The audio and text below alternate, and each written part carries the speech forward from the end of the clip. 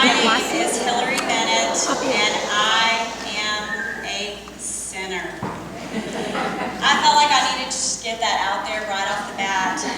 When the ladies of this precious church asked me to do this, I immediately jumped right out there and said, yes, I would do anything for these sweet people. And then I went home, and I went, oh my gosh, what did I just commit to?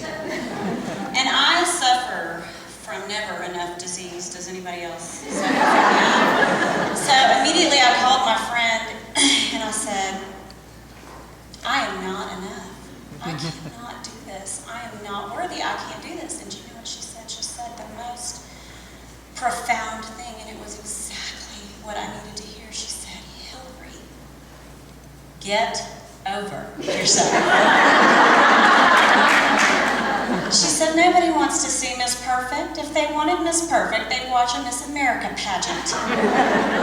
So I just feel like I need to tell you that Miss Perfect is not speaking tonight, and I sincerely apologize, but I don't think the church is going to give you your money back. I am so blessed to be standing here. This is so far out of my comfort zone, but I am so grateful because the topic that I get to speak on tonight is the women of my life who have influenced me. Now, obviously, I cannot talk about all of them, so I invited them all here instead. I only get to talk about 3. I do have a time limit, and I'm going to start by talking about, excuse me, no tears, my mom. And I have to talk about her first because, well, she's here.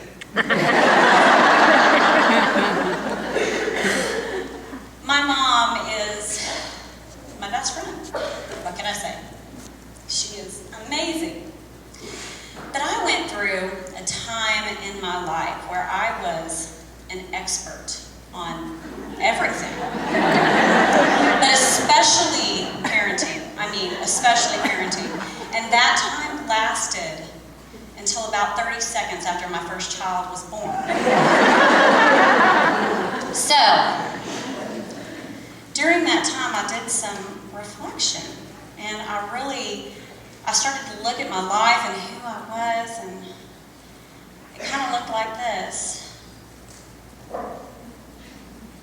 My mother never made me do anything I didn't want to do, and that's why I can't finish anything. If it's not one thing, it's your mother.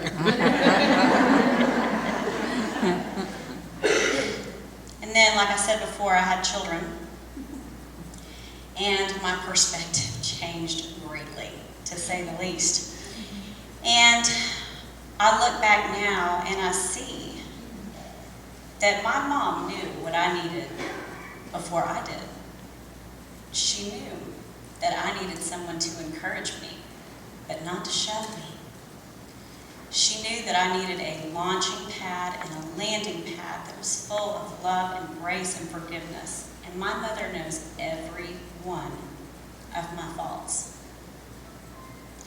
She is my biggest fan. And speaking of faults, that moves me to the next person I need to talk about. And that is my grandmother, my mother's mother. And in her eyes, I had absolutely no faults. You grandmas, you know what I'm talking about. I had no faults whatsoever. She thought that I hung the sun and the moon and the stars, every single one of them. And now, I have to tell on myself a little bit so that y'all can understand how much my grandmother loved me. When I was in college, I wrote my grandmother a letter, and my mom and I recovered this letter when we moved my grandmother to Houston to be closer to us. And that letter read, Dear Grandma, college is so much fun. I love it. It is just like spring break. Now, my grandmother did not assume, like all of y'all did, that I was failing out of college.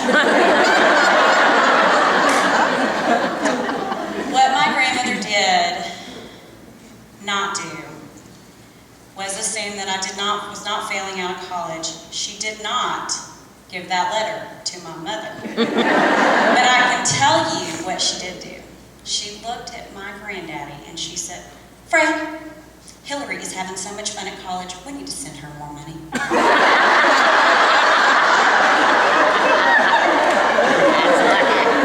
It is true. It is true. We lost my grandmother in November, and it was a very difficult time. And my sweet husband said to me, "I know you're so sad, but aren't you glad she's not suffering anymore?" And I said, "Yeah, I am. I really am, but I feel like I just lost my biggest fan." My husband and I met in high school, and we're high school sweethearts, and we reconnected again in college. And shortly after college, my husband got a job opportunity, fantastic, in Chicago. And he asked me to go with him. And ladies, I went without a ring. Just go ahead, gas now, get it out.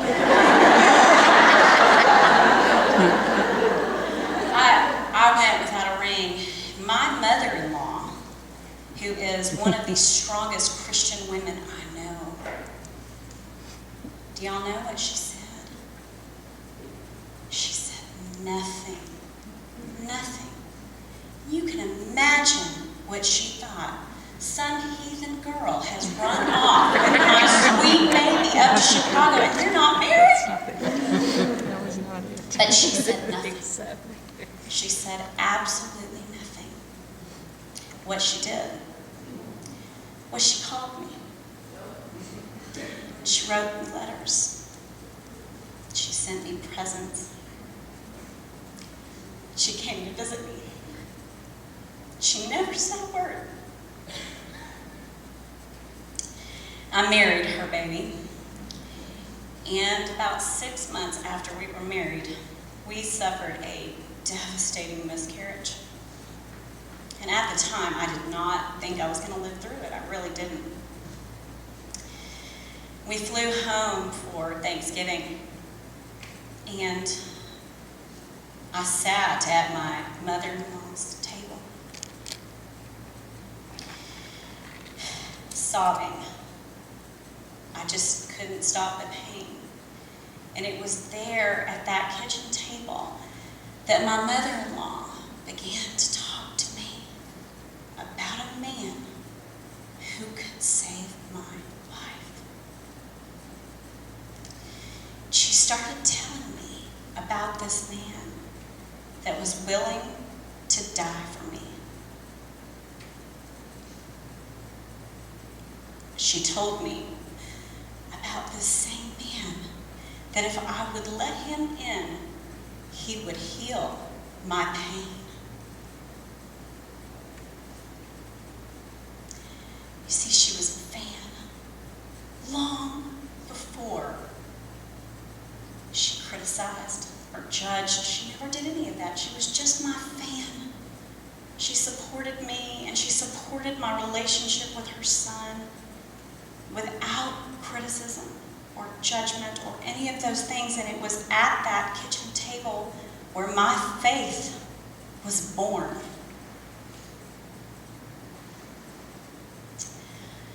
I'm here to tell you, ladies, tonight, we all need a fan. And I believe that there are some people in this room tonight that are thinking of someone right now that needs a fan. Someone that you can be a launching and a landing pad for. Someone that you can do good to, even when they're doing bad. Someone that you can pursue a relationship with.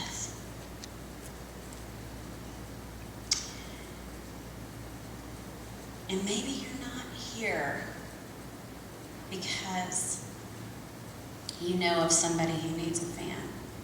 Maybe you're here because you desperately need one.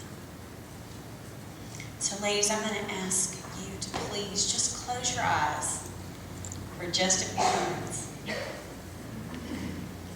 And I want you, go ahead, close your eyes.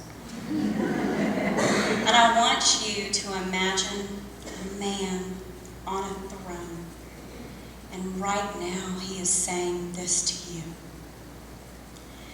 My beautiful daughter, I know everything about you, good and bad, and I still love you. I numbered the very hairs on your head. I knew you even before you were conceived. In fact, I chose you when I planned all of creation. You are not a mistake, and all of your days are written in my book. You are fearfully and wonderfully made. It is my sole desire to lavish my love on you simply because you are my child. I am your provider, and I will meet all of your needs. My plan for your future has always been filled with goodness and hope because I love you with an everlasting love. My thought towards you are as countless as the sand on the seashores, and I will never stop doing good to you. You are my most treasured possession. It is my desire to show you great and marvelous things, and I can do more for you than you could ever possibly imagine. I am telling you that I am not counting your sins. I am for you, not against you.